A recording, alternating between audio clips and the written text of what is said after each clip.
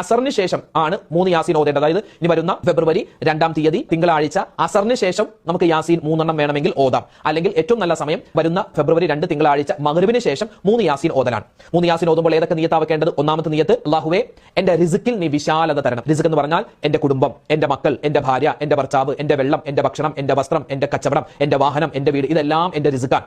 എന്റെ ആരോഗ്യം, ഇതിലൊക്കെ നീ ബറക്കത്ത് തരണം. അങ്ങനെ ഒരു നിയത്തിൽ ഒരു യാസീൻ ഓതുക. രണ്ടാമത്തെ യാസീൻ ഓതേണ്ടത് എന്തിനാണ്? നമുക്ക് ആഫിയത്തുള്ള, ആരോഗ്യമുള്ള ദീർഘായുസ് കിട്ടണം. വെറും ദീർഘായുസ്, ആരോഗ്യമുള്ള ദീർഘായുസ് കിട്ടണം. അതിനുവേണ്ടി ഒരു യാസീൻ. മൂന്നാമത്തെ നിയത്ത്, നമ്മുടെ ആഖിബത്ത് നന്നാവണം, നമ്മുടെ അന്ത്യം നന്നാവണം. അതോടൊപ്പം തന്നെ മരണപ്പെട്ടുപോയ എല്ലാവർക്കും വേണ്ടി നമ്മൾ ഒരു യാസീൻ ഓതും. അപ്പൊ അങ്ങനെ 3 യാസീനാണ് നമ്മൾ ഓതാറുള്ളത്. അത് മഗ്രിബിന് ശേഷം ഓതൽ നല്ലതാണ്. അപ്പൊ ചോദിക്കും ഉസ്താദേ, ഈ മഗ്രിബിന്റെ ഇടയിൽ സമയം കുറവാണ്, അപ്പൊ ഈ 3 യാസീൻ നമുക്ക് മഗ്രിബിന്റെ ഇടയിൽ ഓതി തീർക്കാൻ പറ്റില്ല. രണ്ടാമത്തെ യാസീൻ പകുതിയായപ്പോൾ ഇശാബാങ്ക് വിളിച്ചു, എന്ത് ചെയ്യും? ഒരു കുഴപ്പമില്ല, ഇശാബാങ്ക് വിളിച്ചോട്ടെ. ഇശാബാങ്കിന്റെ ഇജാബത്ത് കൊടുക്കുക. ആ ഇശാബാങ്ക് വിളിച്ചതിന് ശേഷം നമ്മൾ ബാക്കി യാസീൻ പൂർത്തിയാക്കുക. അല്ലെങ്കിൽ ഇശാബാങ്ക് വിളിച്ചു, ഇശാബാങ്ക് വിളിച്ചതിന് ശേഷം ഇശാക്ക് നമസ്കരിച്ചിട്ട് ബാക്കി യാസീൻ ഓതാനുണ്ടെങ്കിൽ ഓതി തീർക്കുക. അങ്ങനെ ഓതിയാൽ മതി. അപ്പൊ അസറിന് ശേഷം വേണമെങ്കിൽ ഓതാം, അല്ലെങ്കിൽ മഗ്രിബിന് ശേഷം ഓതാം, കുഴപ്പമില്ല.